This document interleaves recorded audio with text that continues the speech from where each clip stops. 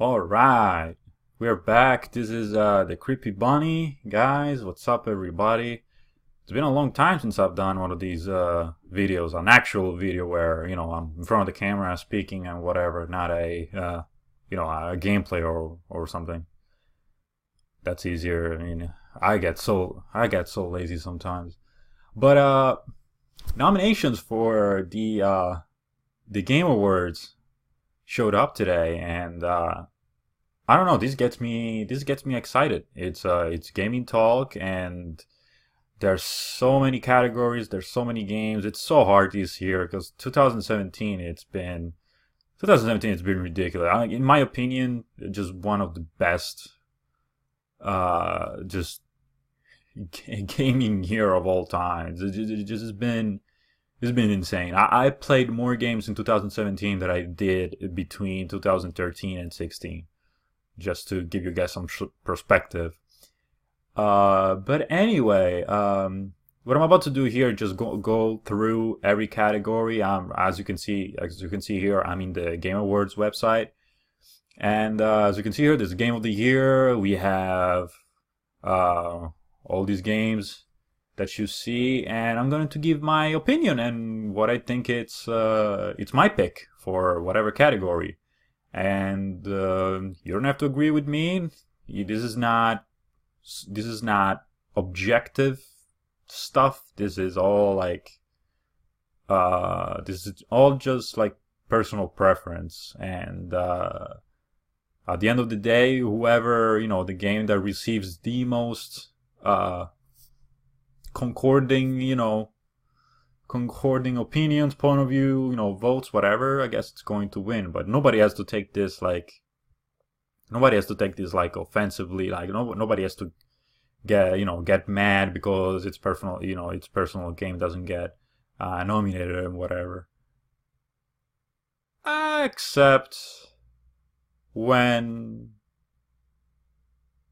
some game, I don't know, Overwatch. Anybody Overwatch last year? I was not a big fan of Overwatch winning last year, a game of the year. I mean, people tell me, "Oh, it's just because you wanted Uncharted 4 to win." No, it's like any other game could have won.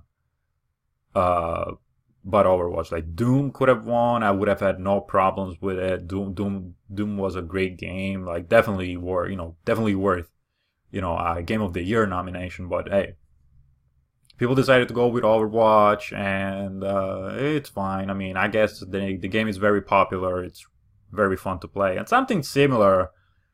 I guess it's happening this year as well with Player Unknown's Battlegrounds, PUBG. I can't say I totally agree with this game being on between within this five, but hey, a game is a game, and if people have fun with it, I guess it has to stay there. Has to be there. But anyway, Game of the Year, we have The Legend of Zelda: Breath of the Wild, Super Mario Odyssey, PUBG, of course, and Persona 5 and Horizon Zero Dawn. Now, I don't have a Nintendo Switch. I have not played Zelda or Super Mario. And of course, I don't have a PC too, so I have not played PlayerUnknown Battlegrounds, but I have an Xbox, and I look forward to try it out when it comes out next month. Uh, I haven't even played, to be honest, Persona 5, even though I want to play it, but I've been going through so much that I just have no time. I know the game, it's like super long. It's like more than an hour. Can be like even 300 hours long or something like that. So I need to, like, the day I will buy and try out this game will be the day I complete my backlog. There's nothing else coming out, and okay, I can jump into Persona 5.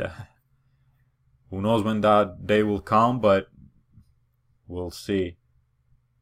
And not surprisingly for somebody, but my pick here for out of all these five, my pick for Game of the Year is Horizon Zero Dawn. Uh, some people may say, "Oh, of course he picked up Horizon Zero Dawn," but I don't know. I just love this game. I understand people may not, be too enthusiastic about it. Some people may think it's boring. Some people may think it's, I don't know, the facial animation are not perfect or whatever. But I mean, personally, I thought this game had a really interesting story. First of all, a very intriguing lore.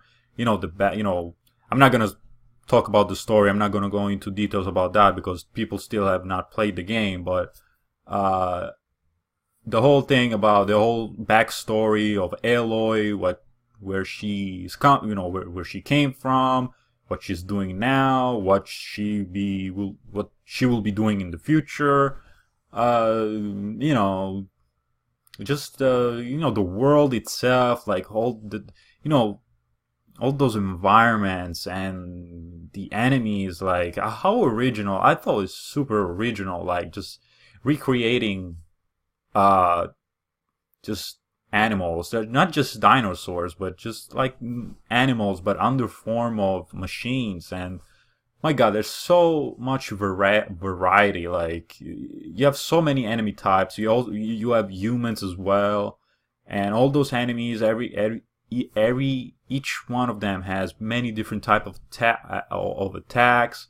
You have so many weapons to choose from. So many approaches you can take to you know uh go go head to head with whatever robot is there. It's like I thought the gameplay was very addicting.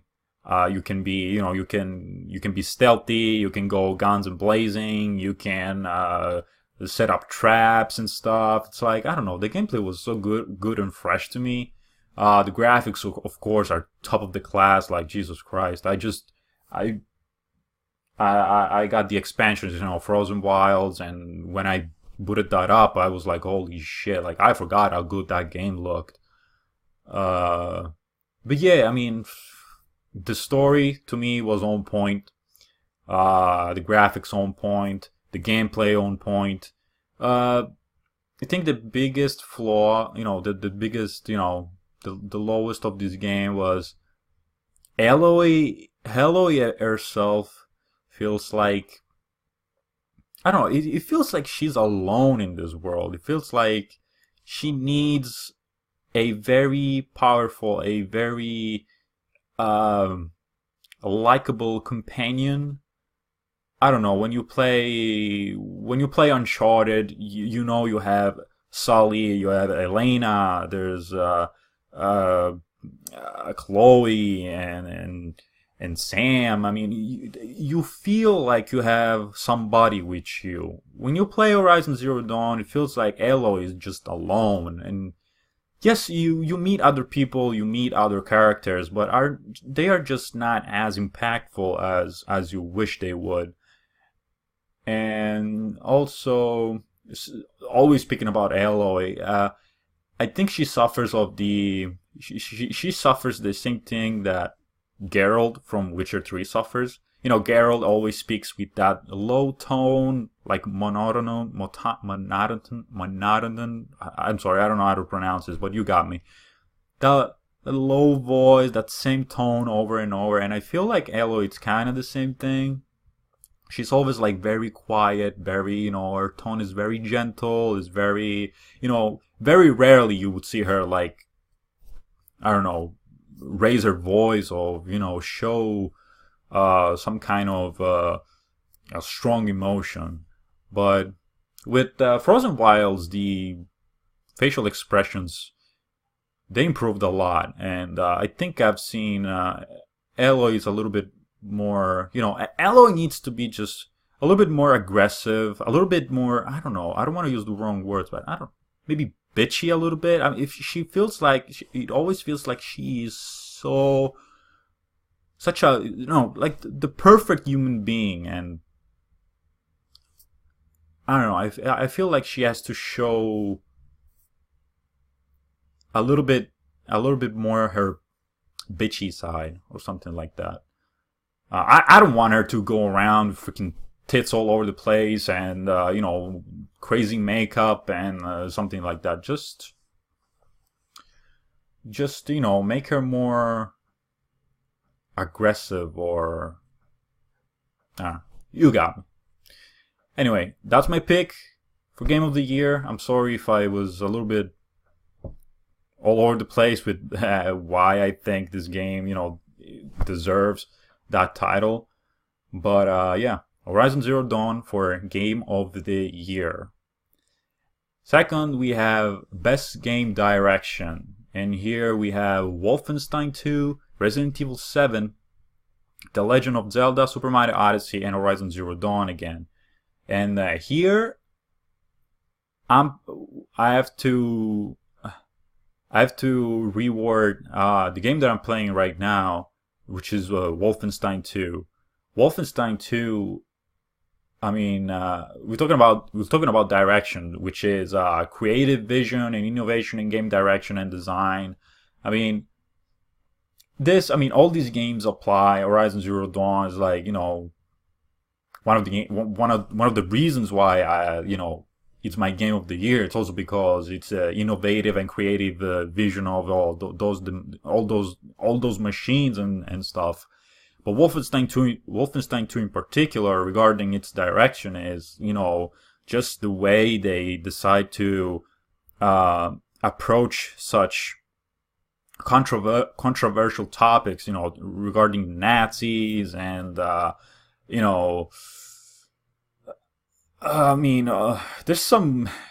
is some very, very graphic content in this game, and they're not afraid to show that. They're not afraid to go where others just would not adventure themselves, and I really appreciate that. I'm playing Wolfenstein 2 right now, and it's really, really, really good. I mean, if Horizon Zero Dawn was not if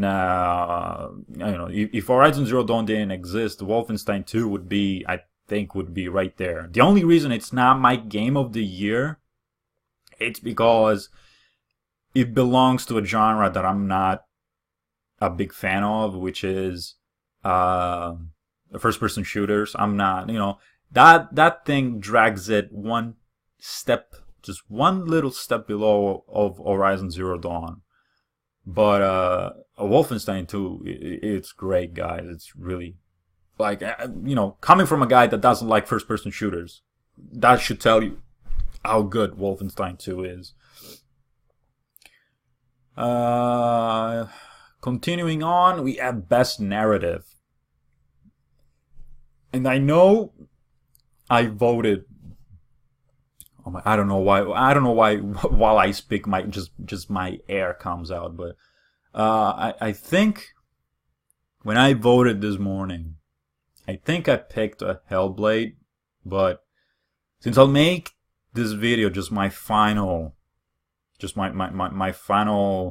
considerations and decisions about these awards, I think who really deserves this award, that goes to What Remains of Edith Finch. We're talking about narrative, we're talking about storytelling, and even though all these games do an amazing job, Nier Automata, Hellblade, Wolfenstein 2, and Horizon Zero Dawn, all these games do an amazing work telling a story. What Remains of Edith Finch, that just not only tells a story, but it tells the story in a way that it kind of changes. Like, not only the gameplay changes every time, it gives you like a different perspective every once in a while, but it's just, you look around and you read something and you examine something and you can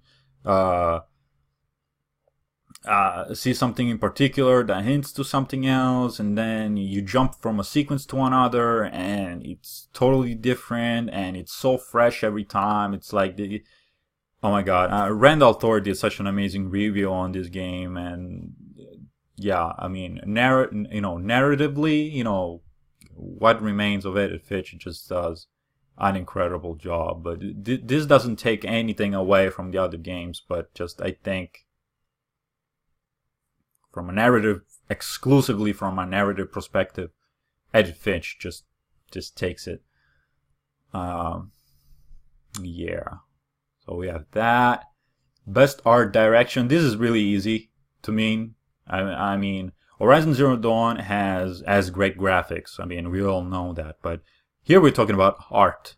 We're talking about style. This is style, and also Persona 5 also has great style. It looks like when they have the cutscene, it looks like an actual anime and whatever. But I think here, I don't even know why Destiny is there, but I think here, whoever hands down, Cuphead takes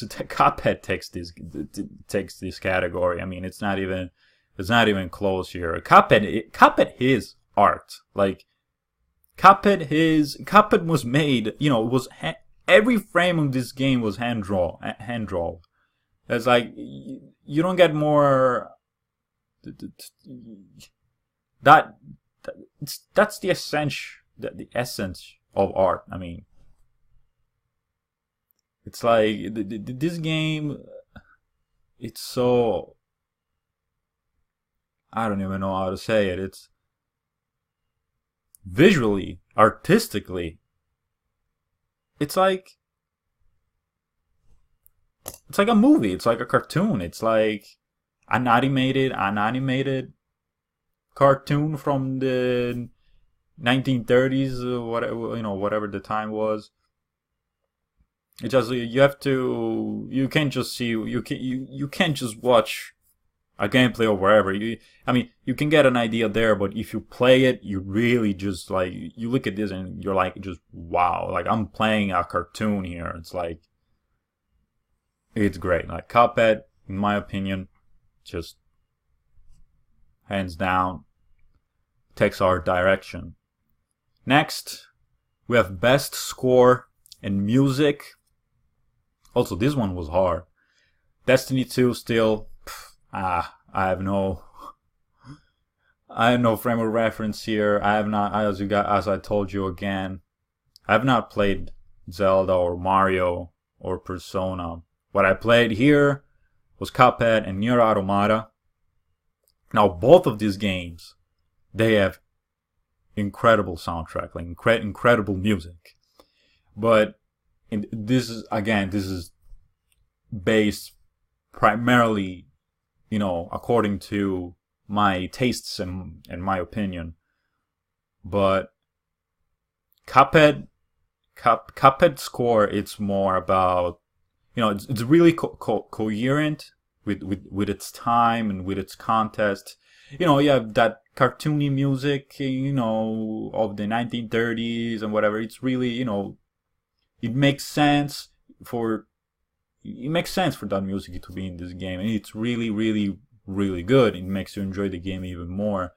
But personally, I'm more of a guy that enjoys music like such in Nier Automata, which is more like orchestral and choral, vocal, like that epic kind of like how do you call it?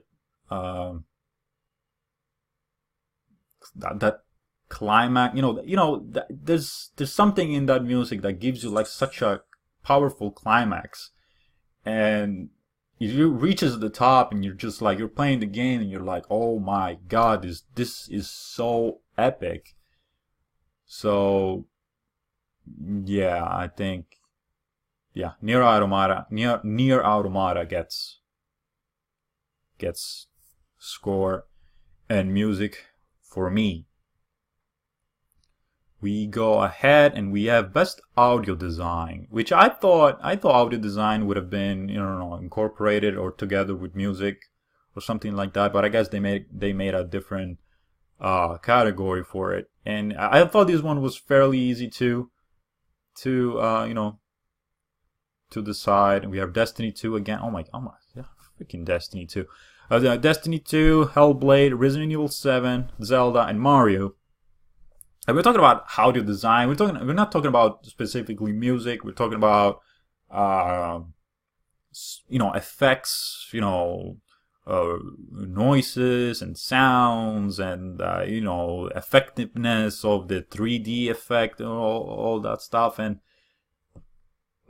I think there's no competition here. I mean, Resident Evil 7, yes, it's good, and I'm sure Legend of Zelda and Mario, I mean, they are nominated, so I'm sure they deserve that position. But Hellblade, like, holy cow, like, when the game came out, all you were seeing on Twitter was just like people just praising like the quality and the audio of this game. Like, if you play this game with headphones, this game is about,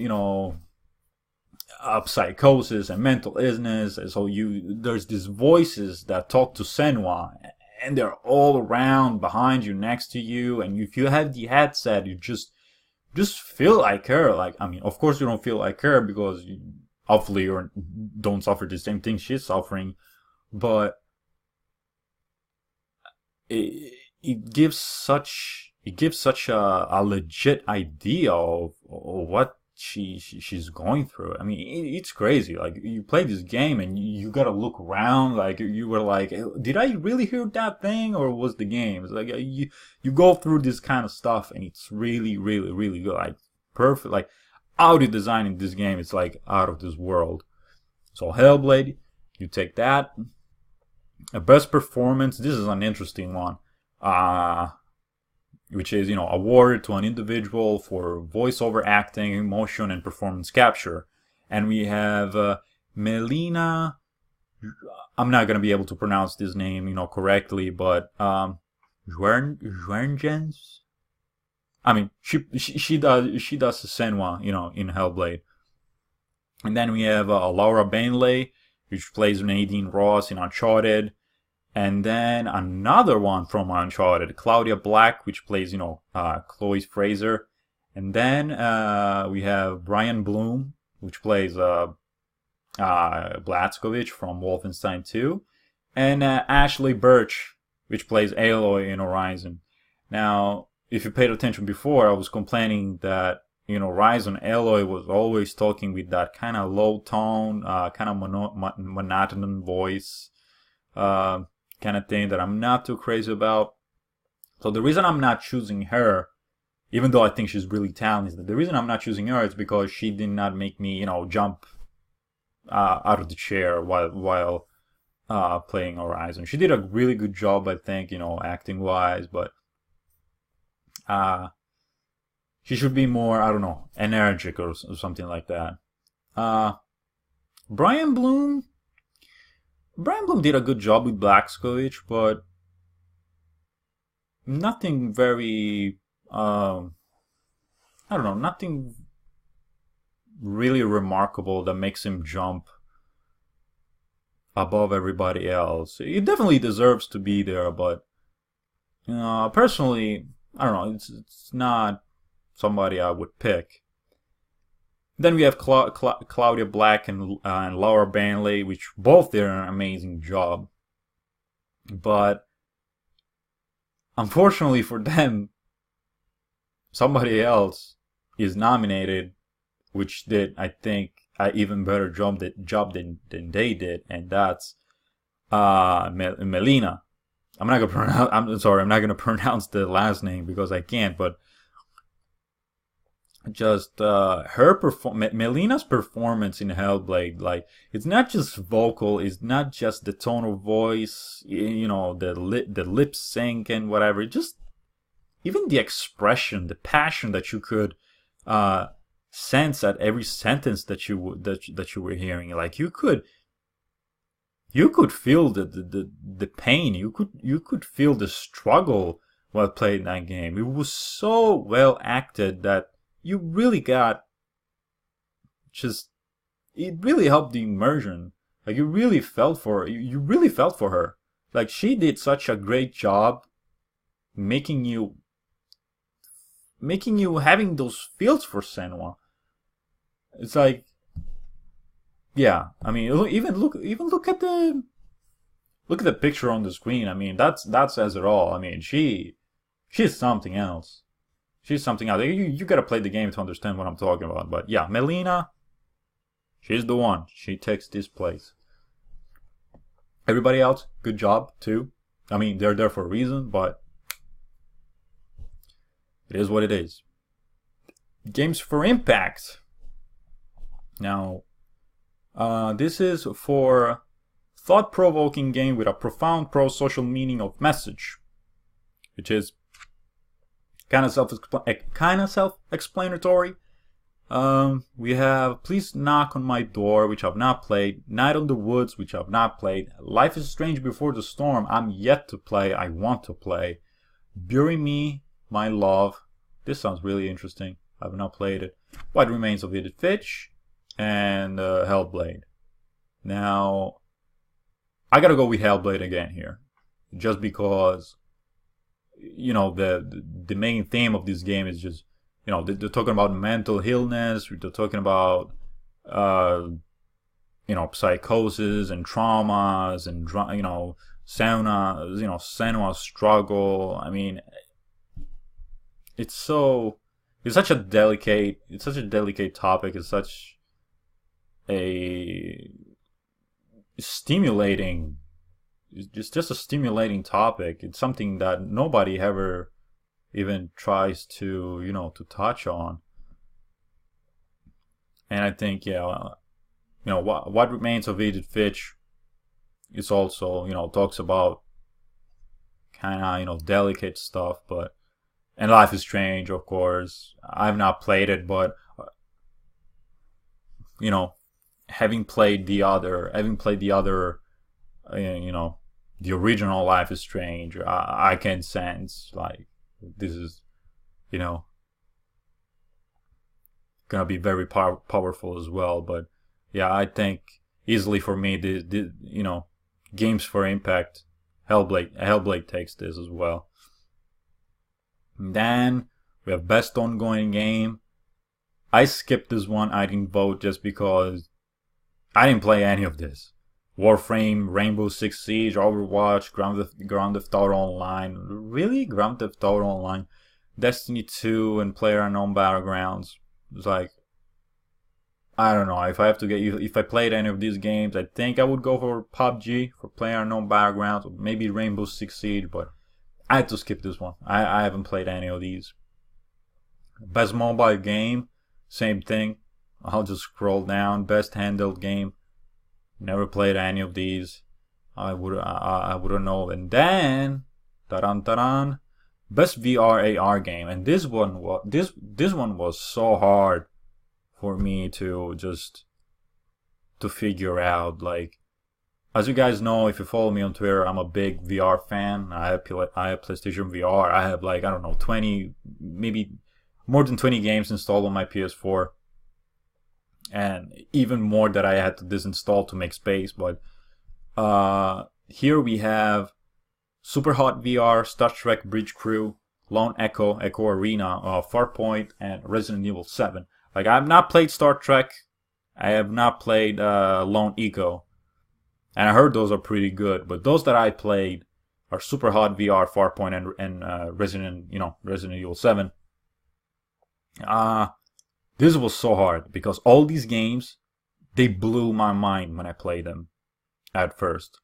Like, the first game that I played was Resident Evil 7.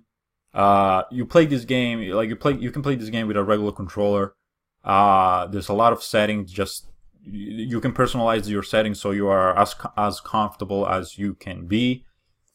And man, playing this game in VR is just something else. It's not like you can't compare playing this game in VR and playing this game on a regular screen, regular TV, you know, traditional way. It's like, man, it's like you're there. Like, you are Nathan. You are the guy in the house. You're the guy that is going through all that stuff. It's like, yeah, it's a lot more scary. It's I'll put a couple clips on Twitter where I'm just fucking like, what, jump from my chair. But it's so polished. It's so good. It's all I can say. It's so good. Then Farpoint just Farpoint, got introduced was this game that looked generic. Okay, you're this guy that's going into space on this planet, and there's spiders, and there's things you gotta kill, and that's what it is, but it's so it's so well done. Like they introduced, like you have the aim controller to play this game, and it's so cool. Like you have this gun, you move it around, and you look down, and it's like you're holding this gun, and you can move freely. It's like there's no teleportation or stuff like that. It doesn't make you sick. And when those spiders they come right up your face, you're like, holy shit, and whatever. And the story is more intriguing than what you may think. And it's also it's so polished. Like it works so well. You may think it's so gimmicky, but it works so well. Like you aim with this thing, and it shoots. The thing shoots where you want it to shoot. It's not like, oh, okay, I aim at that guy, but the bullet is flying like in a total different direction. It works well. And there's different weapons, different enemies. It is so well. It's so well done. And when I played the co-op, like when I first tried the co-op, that was like rediscovering multiplayer game. That was like rediscovering multiplayer like all over again. It was just like the ability to just jump into a map with somebody else and look around and go right next to the guy that's playing with you and talking with you, and it's like you are right in front of it. Like I played this game with HTK. Shout out to my man HTK. We had so much fun playing this game. Like my mind was just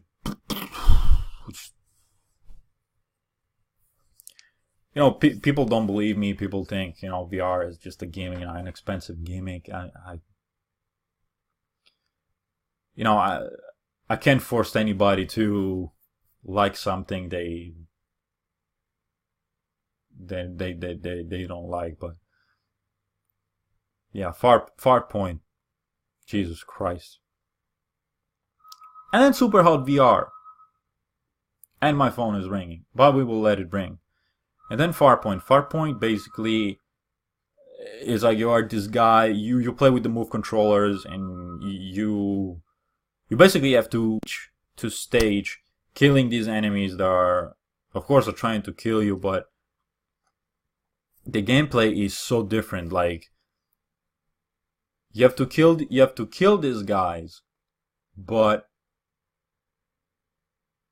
every time you move, every time you make a sudden move, the time speeds up, and the probability to get killed from the other guys, it's a lot more high because they are shooting at you, so bullets are coming at you way faster. So what you gotta do is move really slowly, go along with the slow motion, and just from there, shoot at your enemies, try to be accurate, get headshots.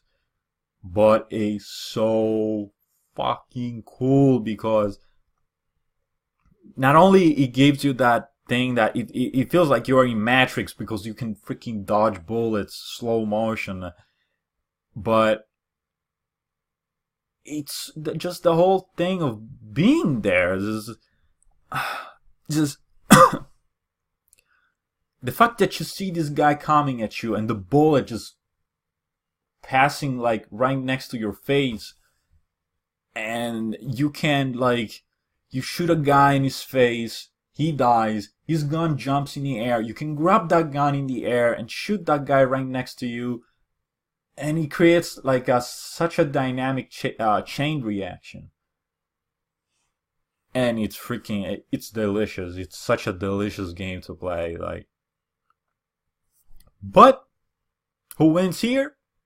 It's Farpoint, because this game, Farpoint looks great, it plays great, and it works flawlessly, and just the thing that put Farpoint above Superhot VR and Resident Evil 7 is the co-op. Playing co-op with this game is just is the cherry on the cake.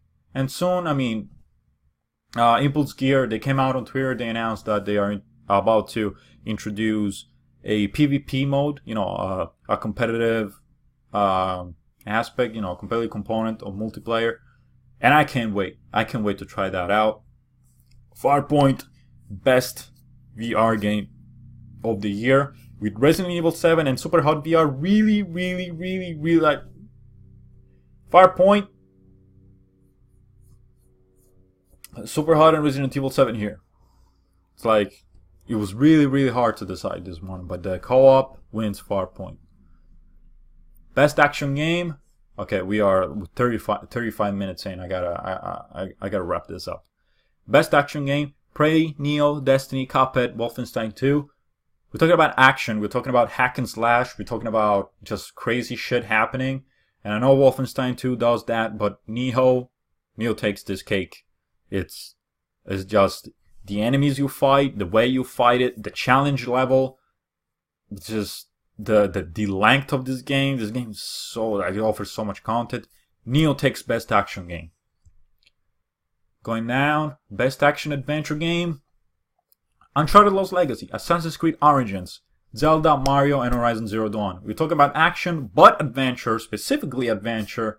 Horizon Zero Dawn is there, but Uncharted Lost Legacy just devours the adventure, just embraces that adventure feeling, that Indiana Jones, it's Uncharted. It's adventure. It's all about the adventure. Uncharted Lost Legacy takes this category. And also I'm playing Assassin's Creed, which is really good, but I'm really enjoying it. It's probably the best Assassin's Creed that I played since Assassin's Creed 2. But it's falling a little bit into that repetitiveness of going that map, check that place, take that item, okay, go on that other place, take that thing, I'm trying to play Wolfenstein 2 and Horizon Zero Dawn together so I don't get fatigued on it. But I'm trying to feel that thing. But anyway, Horizon Zero Dawn takes best action. Uncharted Lost Legacy gets best action adventure game. Best role play game: South Park, Final Fantasy, Divinity, Original Sin, Nier Automata, Persona 5. Very fast here. I have not played any of those. I said I want to play Persona 5 and never had a chance yet, but I played Nier, and Nier is my pick. Nier is freaking great. Continuing on. Best fighting game: Tekken 7, Nidhogg 2, Marvel vs. Capcom Infinite, Injustice 2, and ARMS. I've not played any of those. This is just like the reason I'm choosing Tekken 7 as my best fighting game is because of the emotional attachment that I have to the franchise. Like, I played Tekken 2, Tekken 3, Tekken 4. I really loved all of those. Many of my favorite characters are missing in this game, but still, it plays like I remembered. It is just the style is still there. It's kick-ass. I love it. Tekken 7, best fighting game for me. Best family game: never played any of these. I can't have an objective view about this. Best strategy game: I mean, I heard Halo Wars 2 is really good, and Mario Rabbids 2, I don't know. I have not played these. I can't speak for it. Best sports and racing game: like, this is really we're talking about this is such a weird category every time, but because you're mixing sport with racing, I think they should be in two different categories. But I'm gonna say, if these were two separate categories, sports, FIFA easily wins this one. Racing game, before GT Sport came out, I was my opinion was like, even if I didn't play it, that Forza Motorsport 7 was gonna be the racing game of the year for the simple fact that it just has more content, has more cars, has more tracks. You know, they have dynamic time and weather, which is not technically not really dynamic. If you saw the Digital Foundry video, it's based upon the progress that you make on the map. If you stay still, the day doesn't progress. So, but whatever. Long story short, Forza Motorsport 7 has more content than GT Sport. And at the beginning, I was really disappointed before the game came out and I got it.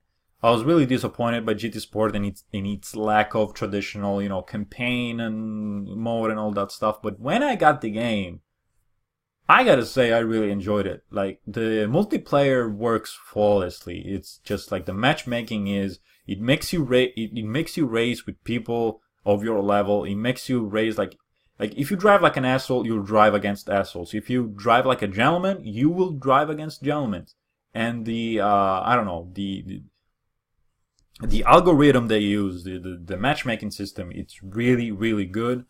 And besides a couple hiccups at the beginning, it's really, really stable. It doesn't lag. It doesn't it's a really solid online experience. Talking about GT Sport. But also it has the even though it's not a proper campaign, it does have this besides the school the driving school challenges, there's this missions category, which for the most part are all races.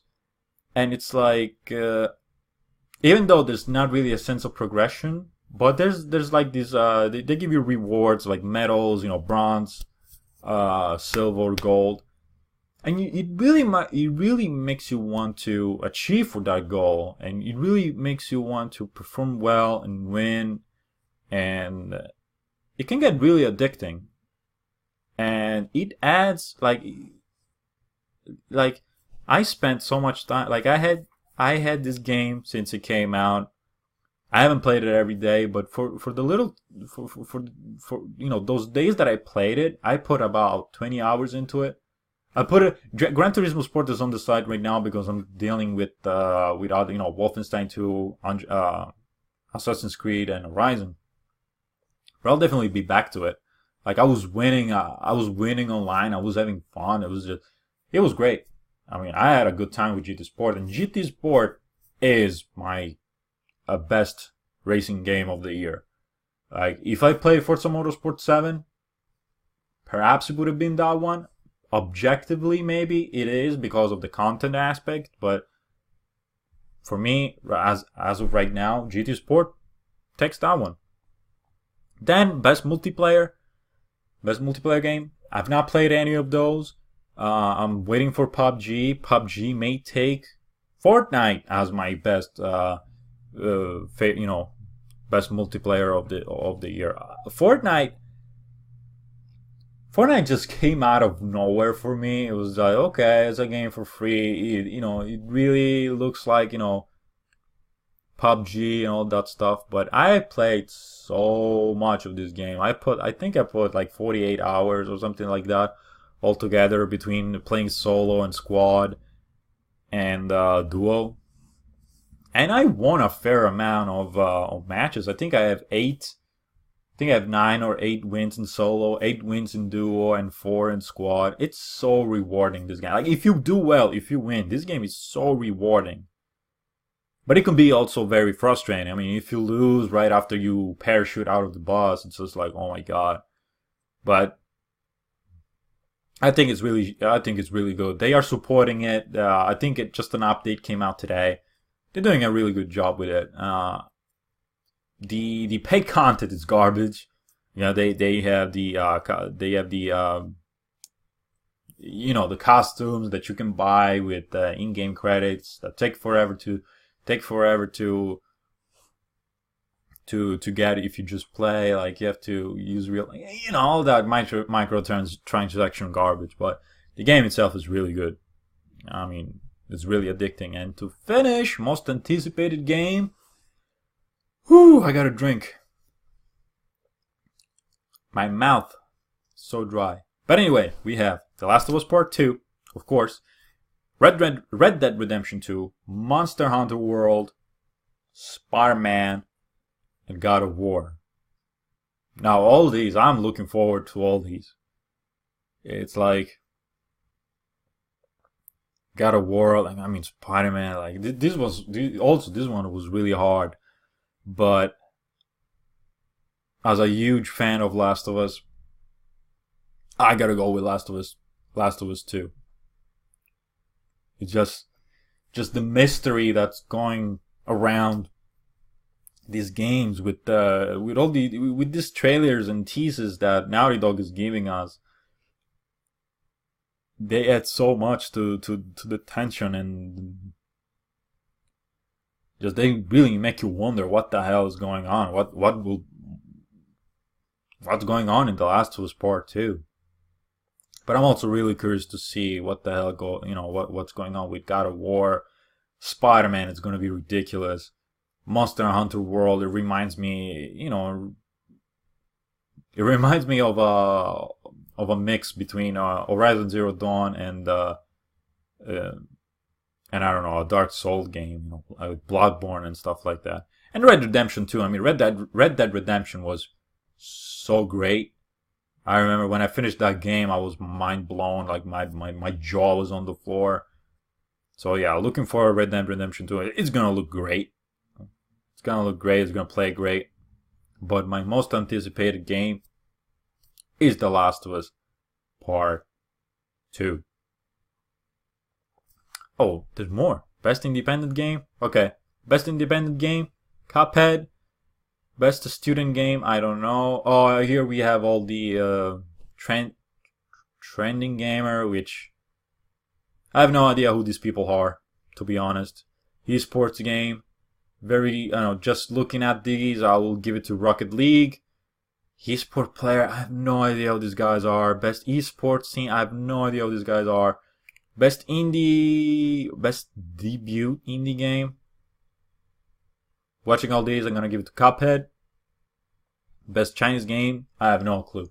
But anyway, guys, this is my take. This is my Game of the Year award picks. Sorry for making it this long, 47 minutes, holy shit. I thought this was gonna be done in 20 maybe. But hey guys, thanks for watching. Let me know what you think in the comments. Leave a like perhaps. And I'll see you around on Twitter or whatever. Game on. Let's see what happens on December 5th, I think. I think it's December 5th. But okay guys, take care. See you.